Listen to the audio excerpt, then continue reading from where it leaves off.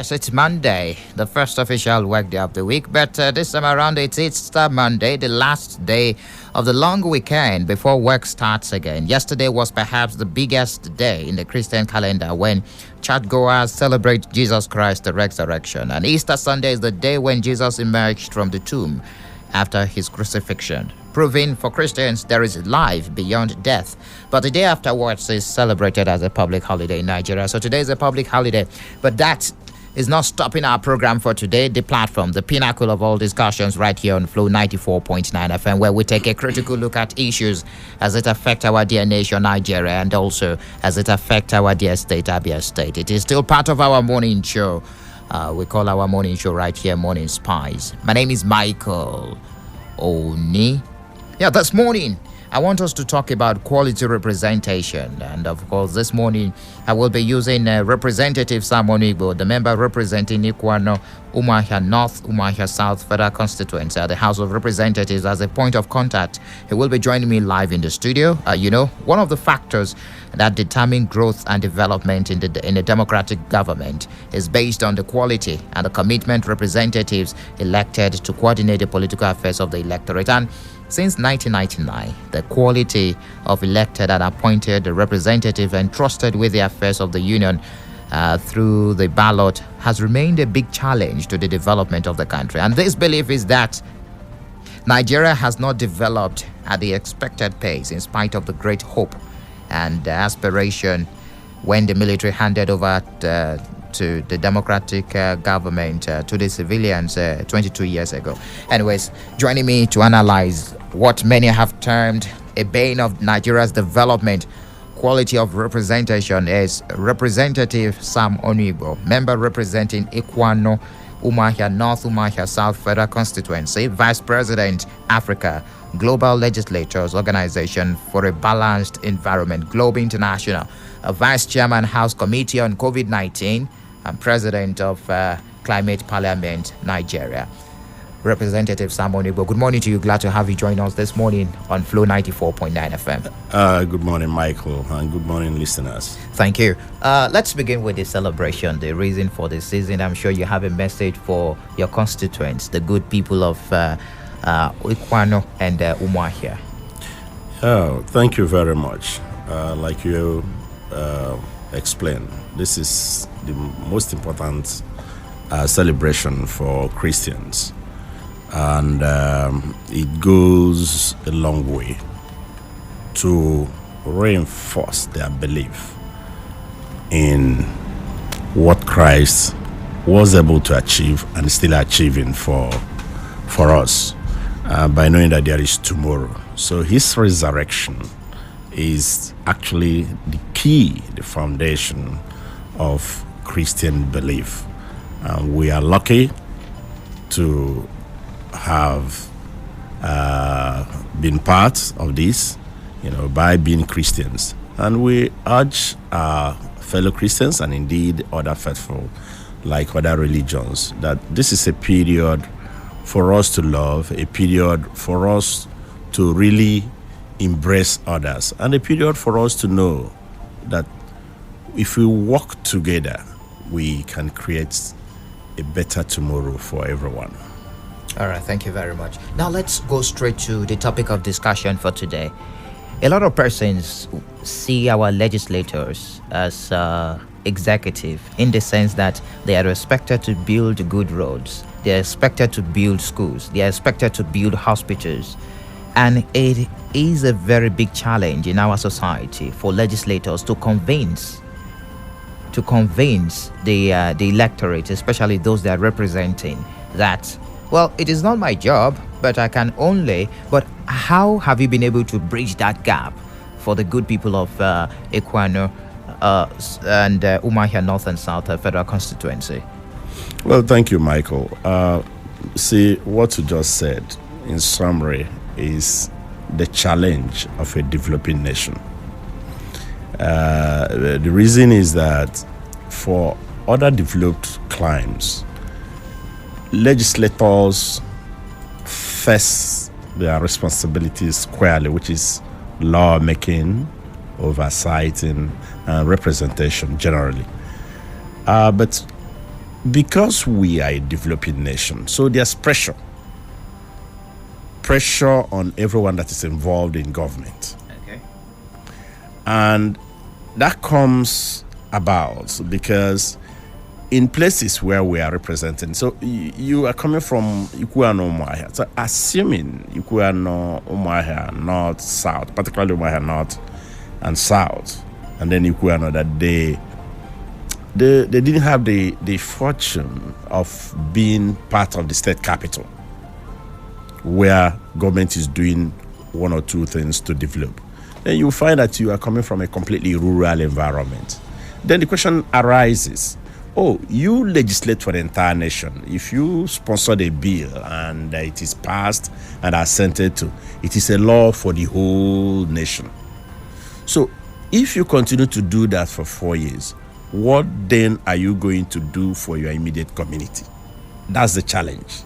And why I say it's a challenge for developing countries is that in other places that have been developed, you will not be tasked with helping to get a good road, bringing water, helping for a market to be erected, building a block of classrooms, and because these things actually would have been taken care of, in a sufficient manner.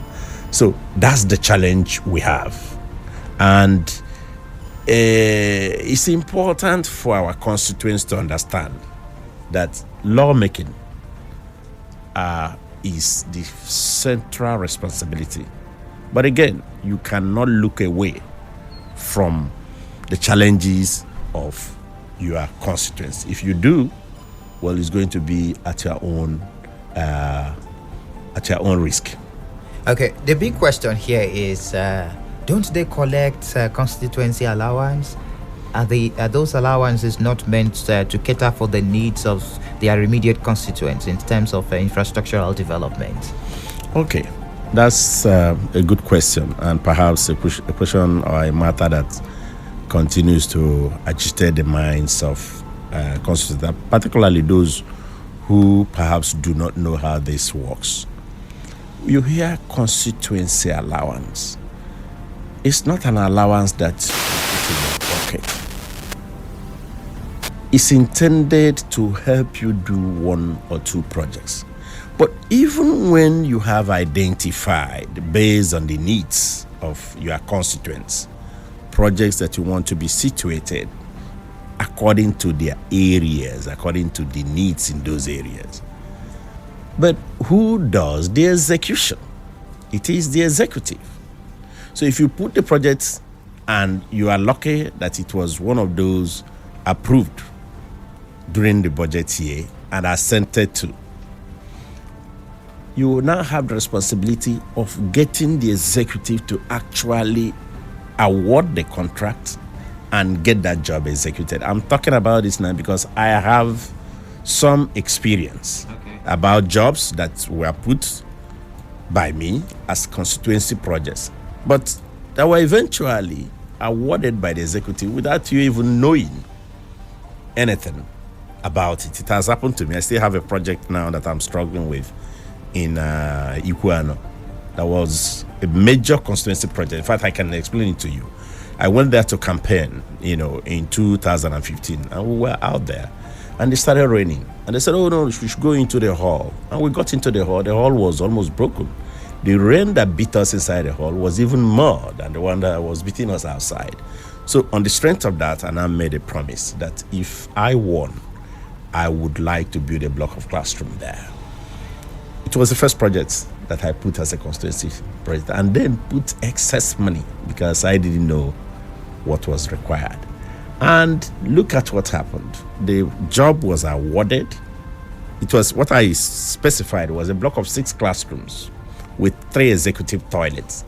But the job was awarded behind me, and the contractor came to the village and started digging foundation for a block of 2 classrooms. Do you get that? I'm getting it. I had. So, and it took a lot of efforts, other interventions, for us to get the contractor out of the place. And of course, the community was now siding the contractor because they had never received any project, either from a local government, a state government, or federal government. It took me extra effort to get that contractor out of that place. And then I petitioned to the agency and almost petitioned to EFCC. Before they now grudgingly, I'm talking of the executive and implementation and execution, before they now increased the number of classrooms to 4. And still, that contractor was not able to complete it. In fact, I could say that he has absconded. So I'm going now to do that job myself. This contractor was not appointed by me, did not pay me, but he messed up a job that was supposed to be a constituency project. So these are the challenges, and it takes a lot of effort for you to explain this to the conviction. In other words, you're saying that it's not about a particular money given to a representative to go back home and build classrooms, because that's the way people see it. Well, that's the challenge as you described it, and then we'll make efforts. I'm lucky to come from a community that's a federal constituency that is highly enlightened. So when you explain it, sometimes they understand you. Okay, let's talk about your political philosophy, the ear. I remember during the campaigns you used that to drive home your point to your constituents: effectiveness, accessibility, and responsiveness. How have you been able to replicate that in delivering quality representation to the good people of your federal constituency? Well, thank you very much for bringing up that. Actually, I use that, as a philosophy, the acronym upon which I ran for office. And I explained this because, in 2013, 2014, during which time I visited well over 285 homes. That's during consultation, not campaigning. I made this very clear that I was going to run on this principle, on this philosophy, EAR, which, as you correctly explained, is effectiveness. I promised that I will be effective on the floor and also in the committees, and that I will be accessible to my constituents, because it is through the power of their thumbs that I got elected. And so to build a fortress and cut off the constituents who made it possible to you, for you to be elected, is not part of me, and I'm happy that people have found that out. I also promise that I will be responsive to the legitimate concerns, challenges, and aspirations of my constituents. That's what I said, and I'm still really running on that, to the glory of God. And I have asked the question on how I've replicated that. I've been able to intervene. For instance, if you check the Umuahia, road, there was a time that no one could drive through that road, and I intervened. I'm talking about 2016, when trucks, we are not talking about small cars, or when trucks got swallowed there. Trucks, I'm talking of size of Dangote trucks. And I intervened, and then went to the minister of then Power Works and Housing, Babatunde Raji Fashola, SAN, and presented the case, supported it with pictorial evidence. And eventually we came to do the palliative work. That was 2016, 2017. Again, in trying to respond to the concerns and legitimate aspirations of my constituent, I followed up on that until the job was awarded. Today, if you go, you'll see that there is construction work going on from Omuahia, Ikuano, Ekotebeni, well over 47 or 50 kilometers of road. So, and it's going to cost the federal government 13.2 billion naira. That's a way of showing both effectiveness and responsiveness. And the other one I talked about is being accessible. I was on Saturday, where I was commissioning one of the projects in a fantastic, wonderful community called Onuigbo. I reminded them that when I was campaigning, I did not come there to say I was going to bring a transformer. But when they came to me and said, look, our transformer was having a problem, and over time the thing blew, that aspect of responsiveness was activated. And by the grace of God, I was able to get a transformer to address what I call legitimate concerns of my constituents. So it's been replicated all over the place. Interesting. If you've just joined us, it is a special edition, I will call it, of the platform right here on Flow 94.9 FM, the Flow of Garson State, Monday edition. Of course, it's Easter Monday, and we have Representative Sam Onuigbo, who is very much live with me in the studio, and we're talking quality representation. He's a member representing Ikuano, Umuahia North, Umuahia South Federal Constituency at the House of Representatives. Now let's talk about the houses in recess right now.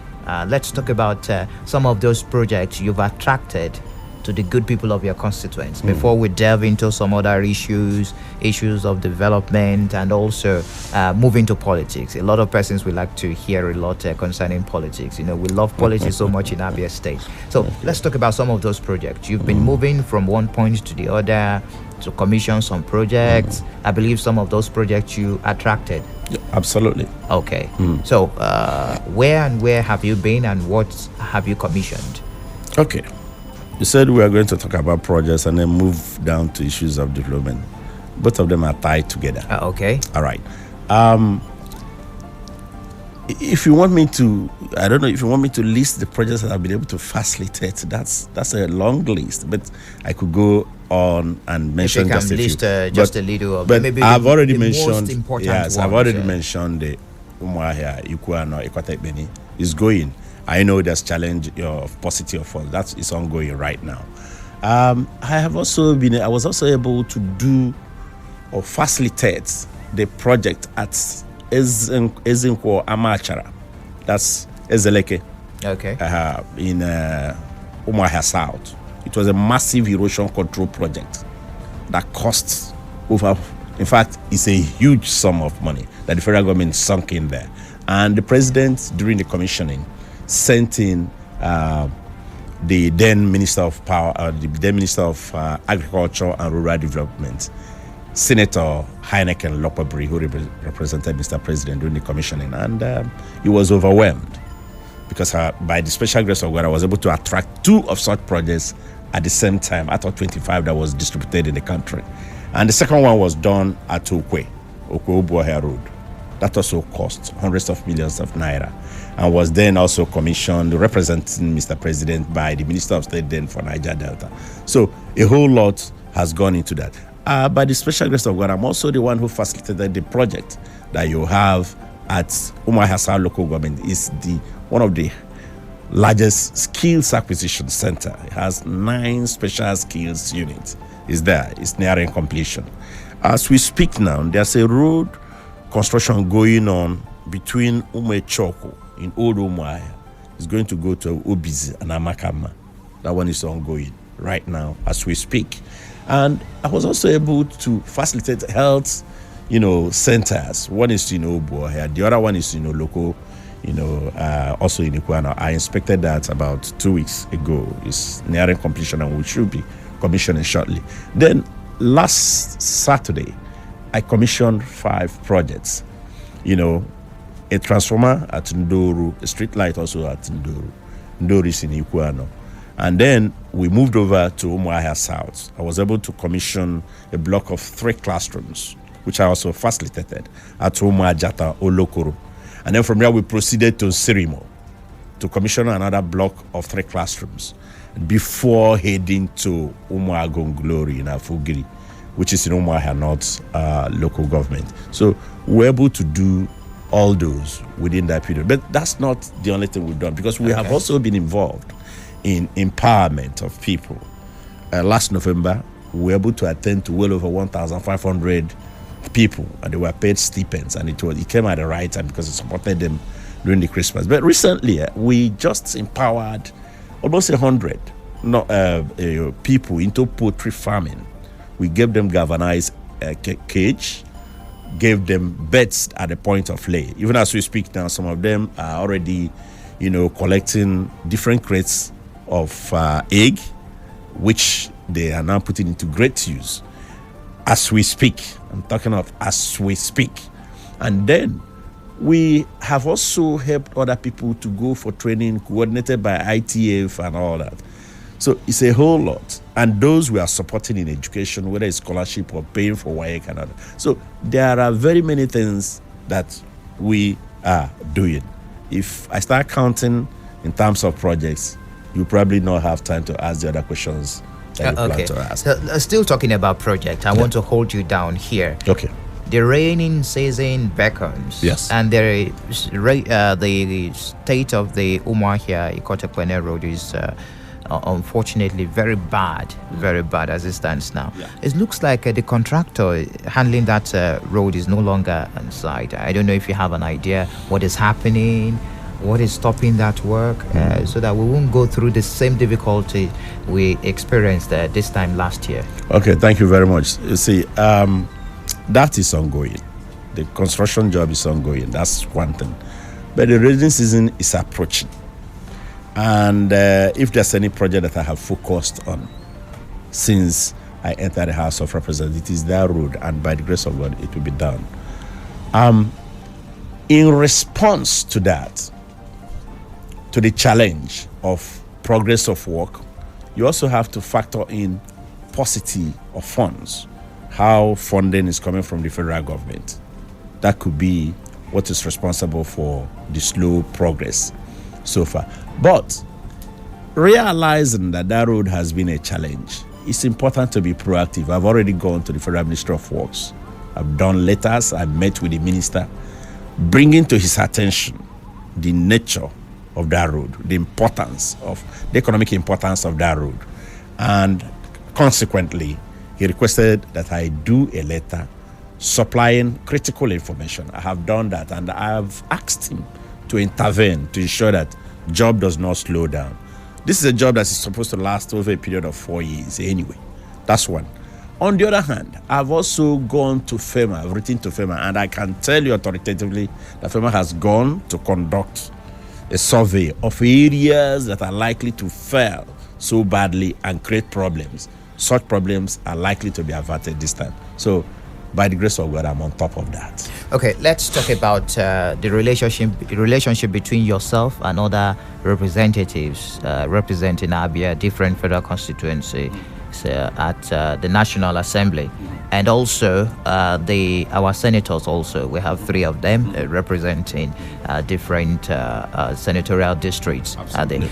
You are coming from different party lines. We have the representatives from APC, you representatives from PDP.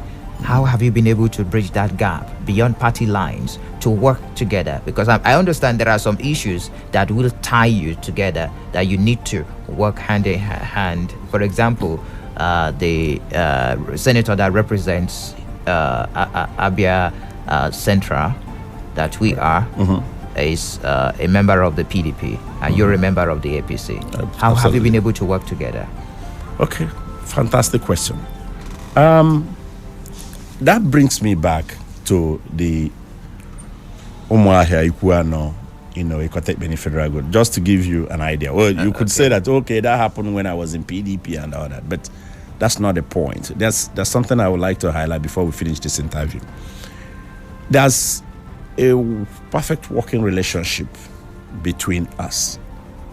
Specifically, I'm talking about between me and the senator representing Abia Central, His Excellency Senator T.A. or GCON.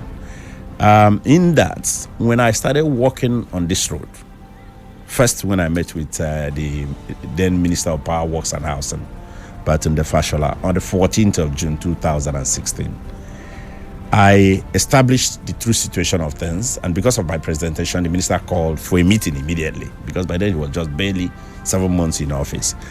And from my presentation, the minister was so moved that he directed that FEMA should intervene immediately on that road. And then second, he made a commitment that the federal government was going to come and do the total reconstruction of the road. And then thirdly, he said he should write down there in the letter that this honorable member should be commended for having the interest of his constituency at heart. Well, having said that, they wrote that letter and delivered it to me. To show you the level of cooperation, I took the letter and went to show my senator. So this is what I've been able to achieve. And he appreciated it, commended me, and of course observed that if others had done as much as I was doing, that perhaps this federal constituency would have witnessed fantastic development. Then he advised me to keep the letter very well, because in future, there could be contests about who facilitated this and who did not facilitate that. So you can see. And when I was going for the palliative work, for us to flag it off, I invited him. And he came with me.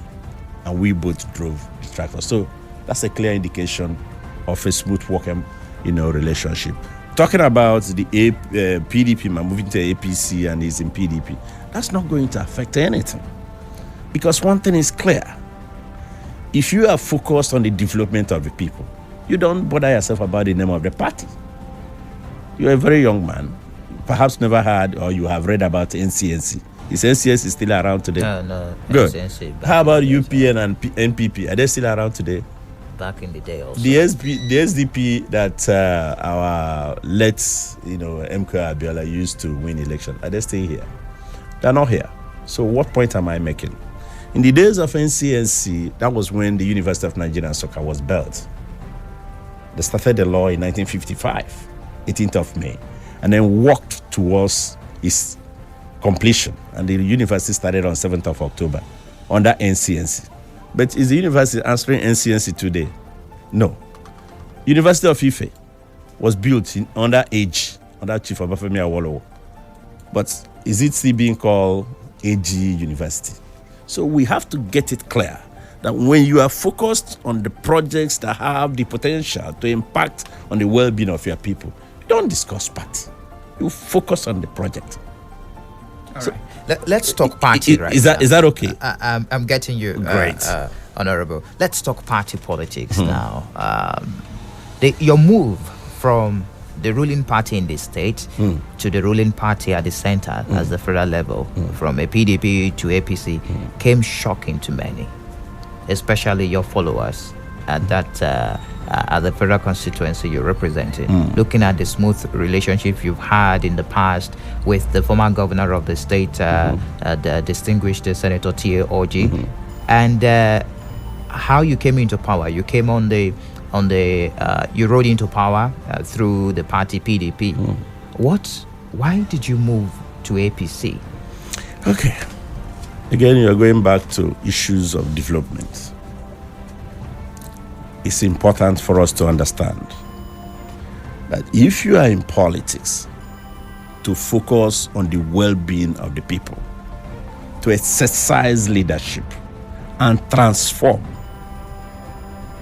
where you are coming from in a very positive light, you should always focus on those things that make it possible for you to provide such leadership. But if you are in leadership and there you are focusing on, personal aggrandizement and all that, you are likely to miss the line. So my movement, fine, you have said I have provided leadership, I've been able to do projects that are verifiable within the federal constituency. And of course I did those projects under PDP. But in a situation where in structuring, because party politics, you have for each of my colleagues in the National Assembly, talking about representatives, in fact in this senatorial zone, they all had control of the local government structure of their party. They also contributed in terms of those who make up the leadership of the party at the state level. Okay? Do you get that? I'm getting you. And they also participate if you are doing either local government election and all that. So you're saying your colleagues are in control of the party structure? In their area. In their area. Oh, okay. And then when now you, despite your positive assessment of my representation, all these things are stripped off you. I'm coming from Abia Central. My colleagues, I have my colleague from Isialangwa North and South, and then my colleague from Osisioma. And then you find that the party administrators and a few stakeholders have decided that despite your contribution, a positive, massive contributions, you should be stripped of the structures. Of course, you cannot accept that. There's no way you can accept that. Representative, let's break it down. Because some persons might not understand where you're coming from. What exactly do you mean by control the party structure? Listen, if you belong to a party, at least at the level where we are, if they're structuring the membership of those who are, at least in the local government or the wards, you must have a role to play. That's why you're a major stakeholder. So if you don't have a role to play in your own local government, and others come to strip you of your control of the local government and then award to others, Is that a fair treatment? Are you saying? No, answer that. Is that a fair treatment? I'm only putting the question to you. No, I asked you that. It's an interactive. It's like session. I want to be the haunted, right? No. Anyways, no. but are you saying that is the you were stripped of the opportunity of controlling the party structure in your area as a representative from your party, your former party rather, PDP? I said that, and I said I took appropriate step through the quarters. So why? Now listen. From the governor down to the national chairman of the party, and then the minority leader of PDP, Senator Baribe, the minority leader in the Senate, the minority leader of PDP in the House of Representatives, Ndudi Elumelu, and also my senator. I visited him over 4 times discussing this. And of course, we are 3 that represent this in the senatorial zone. The other 2 were given. I was not given. Is that fair? I'm coming back to your So why? No, you haven't answered that question. I'm not. Where there are 3 people. I'm not a politician. No, listen. It's not a question of a politician. Okay. You are coming up. First issues squarely. I came here to discuss development. You are bringing politics. Now let's clean it up. Okay. We are 3. 2 were given. In my local government, they took everything. The state member of the party that I was supposed to nominate, they took that.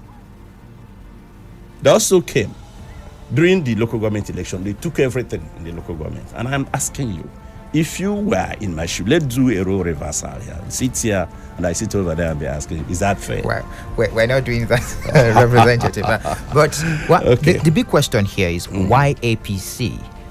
A lot of persons are a bit skeptical about APC, especially in the south eastern part of the country. They're saying we've been marginalized for a long time. We don't like the government in power because it is APC. President Muhammadu Buhari doesn't like the Easterners. That's I'm sure you must have heard that a lot. And the APC has been so biased, especially with appointment to the Easterners. So why APC, despite all these negative comments about your party? Thank you, Michael. I understand. You are growing and you are going to get to it. The APC is the government controlling the ruling party, right? And that's the party. We were in PDP. We were under PDP-controlled federal government for 16 years. And I'm going to give you an instance, even though you're very young. I don't know when you came to this area. This road now from Enugu to Port Harcourt was absolutely impassable for this period that I'm talking about. You couldn't drive from here to Okigwe. People who are listening to me know what I'm saying. There's no exaggeration, no thing of exaggeration, what I'm saying. They continue to do this road right from when it was awarded for reconstruction in 2003 till this government came in and has been able to do this road such that you can drive to Enugu in about 1 hour plus. You can now go to Aba in a few minutes. The second Niger bridge was all about stories until this government came to power. And this government is investing over close to 360 billion doing that bridge. That is about 44 kilometers. So you focus on development. You focus on projects. Okay, how about this erosion control projects that I did or that I facilitated? That were under APC control federal government. So now you have to really be able to focus on what has been achieved, what has been done, and not what maybe someone sits down to write. Is it clear? No, granted, there are other areas of challenges because we have a serious challenge with security in the country. Nobody can gloss over that because I don't pretend about issues that affect life. You understand that? I'm getting you. So you have to really be able to situate these things properly, as you are discussing them. So in my own view, 1 is 2, the party that I actually worked for, try to do all that was possible to make sure that I attract development to my area. You started this question by saying, why are we not being involved in development? But you can see that has been the focus of what I've been able to do in these years. So I was able to do that. And then they sat down, the party administrators and a few stakeholders for their own personal interests and said, this guy should be stripped and kept out of this party. And then you are asking me why I had to go to APC. Did your supporters Can we move this interview to development? We're going to move. You are wasting too much time finally, before I move away from politics, because that is not changing anything. I'll ask you a question here. NCNC, is it still around? No. UPN, is it still around? No. MPP, is it still around? No. So don't focus on party and its name. Focus on individuals that you have empowered with the power of your tongue. What are they doing with the power you have given them? Are they looking out for things that have the potential to impact on you positively? Or are they interested in personal aggrandizement? Or maybe transforming the power you have given them into instruments of intimidation or looting or doing all those things that are not helping Africans to develop? That should be your focus. I'm still going to take you one more question in politics, but you're the vice chairman, House Committee on COVID-19. Yes. How have you been able to monitor the fight against COVID in the country, the distribution of the vaccine? And there is this fear of the vaccine not going to be enough, scarcity of vaccine, because the federal government instructed the states to stop administering the jab when they get to half of the doses given to them. That's a very big one because of the fear of scarcity of the vaccine that we have in the country. Okay, I'll tell you the first thing that we did in the House Ad Hoc Committee on COVID-19. When we interacted with the Presidential Task Force on COVID-19, one of the very first things that we presented, and that was said by my chairman, was that Nigeria should work assiduously towards producing her own vaccines in anything. Because it's still a concern, and it's still a sad part of what I referred to earlier, that you run and you don't focus on the well-being of the people. Okay? If the nation had produced its own vaccines, you would not be talking about scarcity. And with our size and resources and the kind of human beings that we have produced, very sophisticated in different ways, by now this nation should have been able to produce vaccines, different vaccines. We are still talking about Lassa fever that started way back in the 50s or so, and we still don't have vaccines. So that's one area, one thing that we have highlighted, and one thing that we are focusing on even as we went to different agencies that are involved in this issue. But the other thing that we have achieved also is that the positive aspect is that because of our focus and supervision, the federal government has devoted a lot of resources in developing, laboratories. Before now, we had about 3. But as we speak now, we have about either 63 or so. In fact, they have even empowered, if you add the private laboratories, you'll be having a number that is so high that before now, nobody knew that it was going to be possible. So, on the issue of scarcity of vaccine, I have just answered that because you have heard about vaccine nationalism, where nations that produce or that have access are trying to keep for their own citizens. Giving themselves priority. Absolutely. All right. I would like to throw the lines open to get reactions from the good people of Ikoano Umuahia Federal Constituency. Of course, your representative is here. It is time to ask questions concerning good representation. That has been the bane of the discussion today. Of course, we looked into politics, although the Honorable didn't like to talk politics. No, not that I didn't like to. You were spending inordinate time discussing politics. And I asked you a question. I said, hold on. I said, do you still have these old names, party names? Don't get tied down by a party name. Focus. That's my message. Focus on the individual that you have elected into office.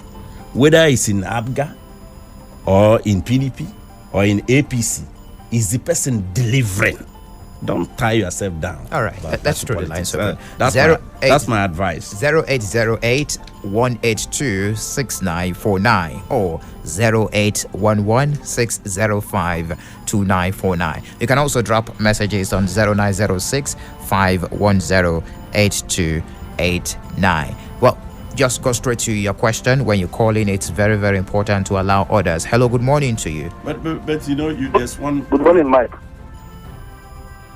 Good morning, Mike. Yes, good morning. Good morning, honorable member representing Onuigbo. Yeah, good morning. Who's the man not decided? I'm calling from Mumbai. You're welcome. It's honorable. I thank you so much. In as much as I'm not happy for you to have done PDP that we voted for you in. I voted for you with all my disciples. We monitored everything to make sure that our vote were counted when you were still bearing the PDP flag. But unfortunately, look at how you rewarded us. Because I'm not just happy about AP, everything about it, but let me talk about the federal rules. Is it one no more? Thank God that you brought it. But I was in Akwa Ibom recently. There are rules that FEMAs are doing there in Akwa Ibom. All these court. You see their FEMA federal road that they are rehabilitating. You pity for what they are doing at Ikwan. And I don't know why that project since 2017 it was attracted to now. It has not. I was just coming back when you get to the junction between Aramelu and Ikwan. You know that you've entered this bad spot. Most of them are same federal continuous. One must be between our own. Half. They park here, they leave it, and up to that, the project has linked more than what is supposed to be. All right, thank you for your question. Did you get that? I heard him. Okay. He has a penchant for talking about my leaving PDP for APC. It appears all I said about focusing on is the person representing you well. And I also talked about the injustice and the impunity that was handed out to me. He did not listen to that. He was very much interested. Now, on the issue of Ikwa-Nomuahia Road, I would say that, look, it was not awarded for total reconstruction in 2017. It's better we get that clear. But that I facilitated a palliative work to allow him drive from Umuahia straight to Ekota Ikpeni, 2016, 2017. But then I did not stop there. I continued until the job was awarded. Now, awarding the job, like I explained on Constituency project, is federal government, that's the executive arm of government's responsibility.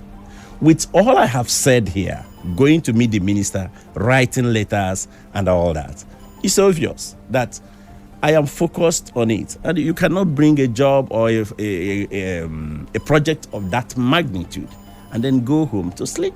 I have always gone there.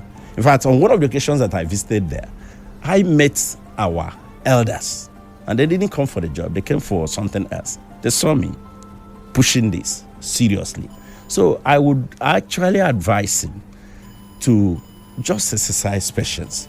I'm not finding it easy. Because if I leave, I would always leave chambers to go. That's how I've been able to facilitate a lot of these projects. To go and meet people in their offices, ministers, director generals, just for the good of my federal constituency, because that's what I committed to do. Okay, great. Yeah. Let's get more reactions. You have something to say. Yes, I wanted to say that even the National Assembly has taken additional step where the President of the Senate and the Speaker met with Mr. President of the Federal Republic to say, look, we are going to devote more money to ensure that we have more vaccines. Is it clear? Okay. And then you were also talking about projects. You talked about projects, and I said that should be the focus of things that we are doing. All right. Yeah. Hello. Good morning to you. Welcome. Good morning, Michael. You're welcome. Good morning, Honorable in the house. Good morning, sir. Yeah, good morning, my friend. How are you? I'm all right. Happy Easter to all of you in the studio. Thank you very much. But what did he say? What did he say is his name? From here, Prince Wiloswago. Okay, Prince Wiloswago. You said you are calling from where? I'm calling from Imo State. Here in Obo. Okay. Imo State. Okay. Thank you. Thank you so much. Honorable, men hearing your voice, it does show to me that you are a sound lawmaker, and there has been this may be a second or third position in the National Assembly. I love it, but my problem is this: I know that Nigerian factor has made you to leave your former party because under normal circumstances, I don't see it for one like you to leave a party, but you have given us reasons. And under Nigerian factor, you can do without any problem because under an ideal condition, if what you have done must have led to the recall from the House. But in Nigerian factor, I believe one does and goes free. Well, it has been like that. But my question is this: as a lawmaker in a lower house, and we have a new member that represents Aba North and South that has been just elected, how can you work in synergy with him to ensure or to teach him as an old hand in the house? How can you work hand to hand with him to bring dividends of democracy to Abia State? All right. Thank you, Prince Will. Yeah, thank you, Prince Will. And also thank you for the positive things you said. You have to be in the ring to understand what goes on, especially when you are doing the kind of some kind of politics that they do in Nigeria. I've already issued a statement congratulating ABCK on his victory. And I have also pledged to work with him, because you don't walk into the National Assembly and begin to, achieve.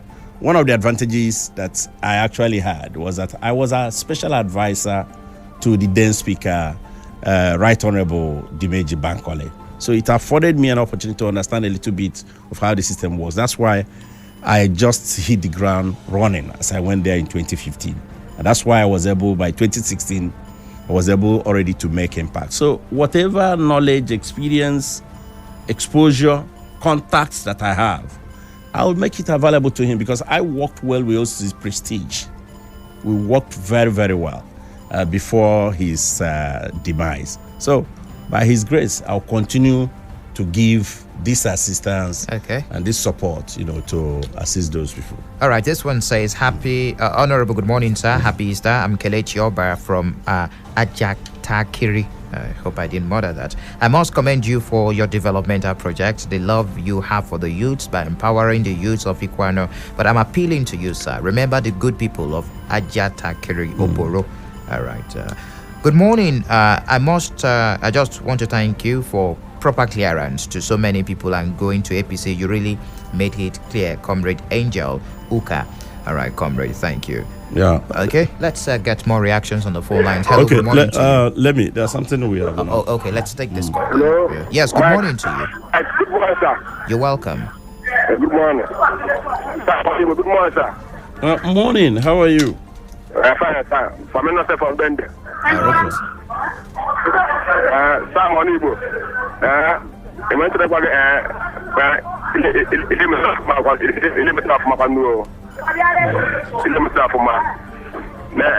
I didn't hear. Come again. Let me hear you clearly.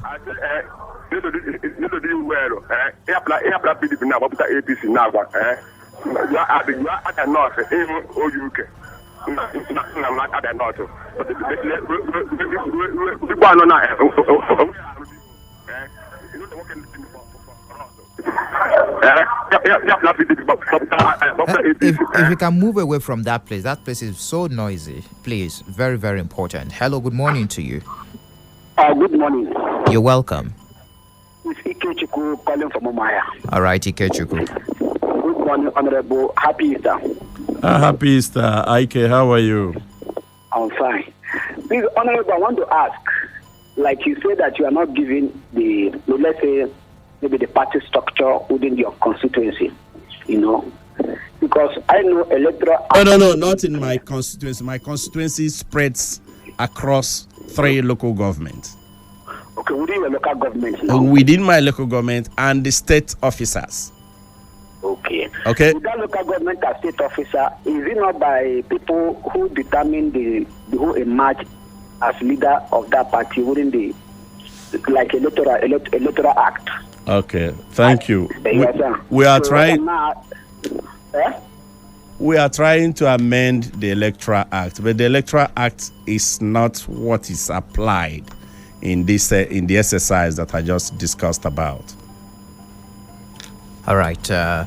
Just before we wrap up this morning, Honorable, the issue of somebody asked about the dualization project at Tower. We're yet to talk about it. Many persons didn't know about this. If you can just let us into that and the impediment just before we wrap up this morning. Okay, maybe I take two things at the same time quickly. The dualization that is being planned, that I have been part of, and the design has been completed. That's a plan to have a flyover. I worked on this with Federal Ministry of Works at Tower access to have a flyover from Amachara across into Osa, and then from there to a little after the university, actually at the Catholic Church Amawam. That has been completed. I followed through, but again, I mentioned paucity of fund.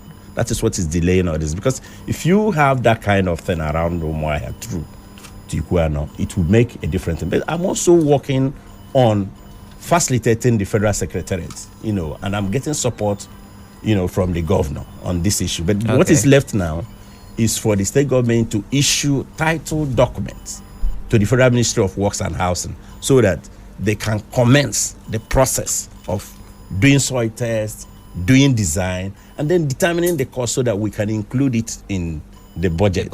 Next budget. In the next budget. So I've been on that, and of course I've done another letter to His Excellency the Governor to use his good offices to ensure that this is accomplished. Like I said, it's all about projects that touch the lives of the people and not about the party. All right. I do appreciate you for your time this morning. Representative Sam Onuigbo, thank you very much for being part of the program, The Platform on Flow 94.9 FM.